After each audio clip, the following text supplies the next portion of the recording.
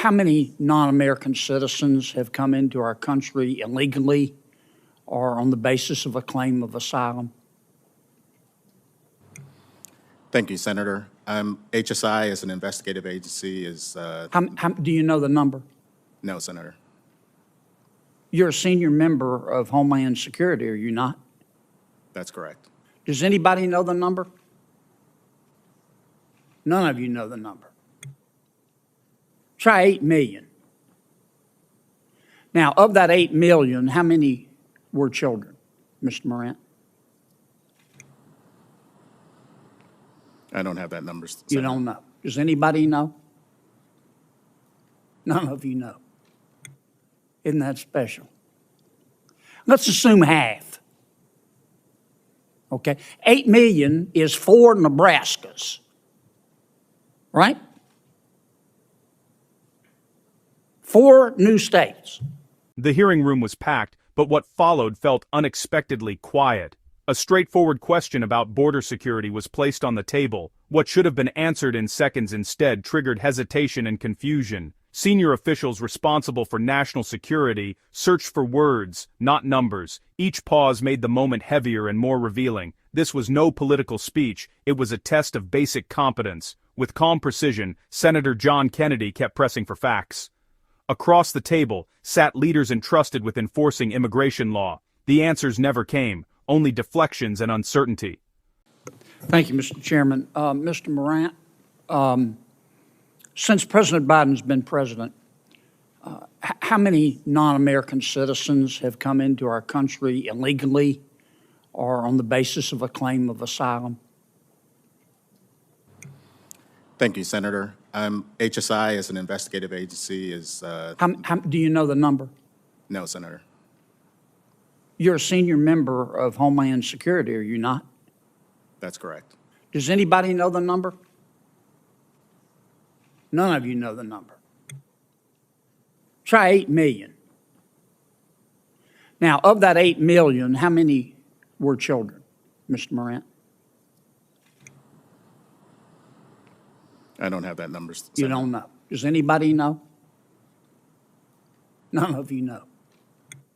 Isn't that special? Let's assume half. Okay? 8 million is 4 Nebraskas, right? 4 new states. Let's assume, I don't think it's as high, half of them are children.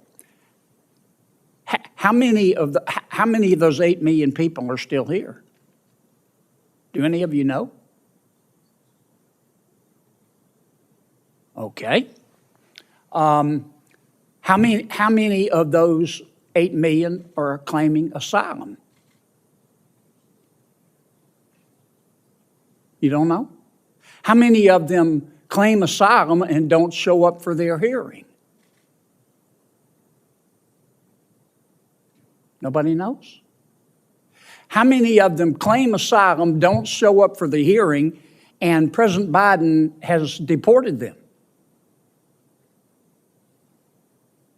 You don't know? How many of them have claimed asylum, shown up for their asylum hearing, and been denied asylum and been deported? You don't know. How many of them were from Mexico? You don't know. How about 30%? That means 70% were not, right? Surely you know the answer to that. 30% minus 100% is 70%. Am I right? Okay. 30% came from Mexico. Why don't you implement a safe third country policy that says under our asylum rules, you have to seek asylum in the first safe country. So if you come, say, from Venezuela or Nicaragua or another Central American country, you have to seek asylum in the first safe country. Why don't you do that? And then that would eliminate 70% of the 8 million. That's 5.6 million. Why don't you do that, Mr. Morant?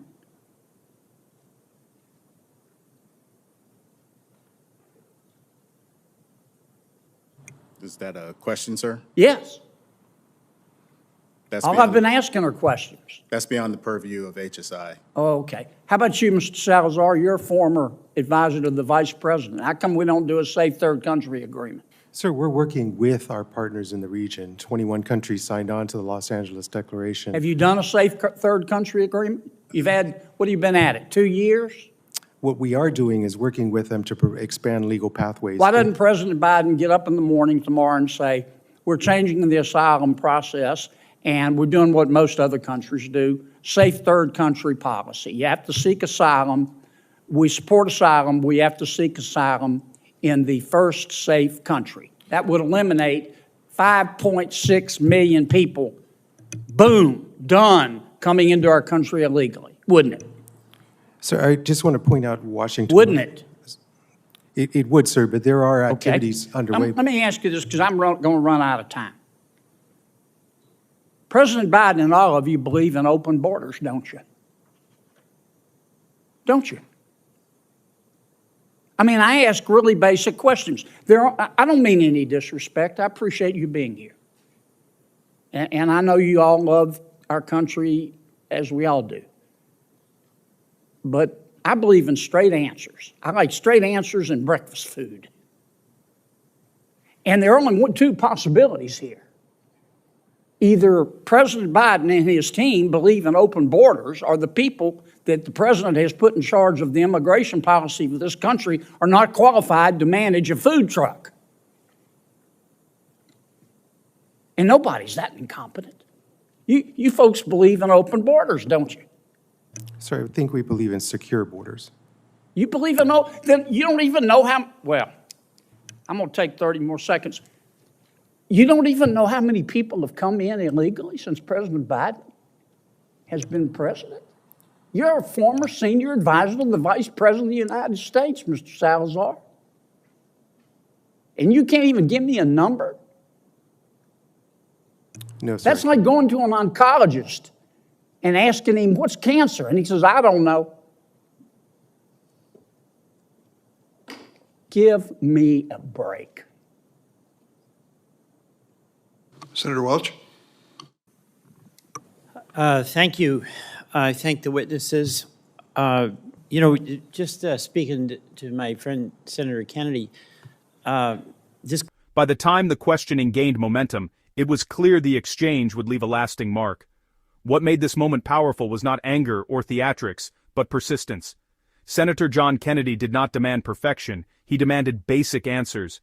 He asked the kinds of questions ordinary citizens assume their government can answer without hesitation. When those answers never came, the silence became the story. Kennedy exposed a gap between authority and understanding that should concern every voter. This was not a partisan ambush. It was a test of readiness and competence. Border security is not an abstract concept. It affects safety, resources, and national sovereignty. Kennedy treated it with the seriousness it deserves. He showed that oversight is not disrespect. It is duty. Each follow-up question peeled back another layer of uncertainty. Rather than accepting vague explanations, he pressed for clarity. That insistence reflected respect for the American people, not hostility toward witnesses. Leadership requires knowing the scope of the problem before claiming to manage it. Kennedy made clear that titles alone do not equal qualification. He voiced the frustration of citizens who feel decisions are being made without transparency. In a calm but relentless manner, he turned basic arithmetic into accountability. The exchange highlighted why legislative oversight exists in the first place. Kennedy reminded the room that governance is not about intentions, it is about results. By refusing to accept non-answers, he defended the principle of responsible government. Moments like this resonate because they reaffirm that someone is still willing to ask the hard questions and expect real answers.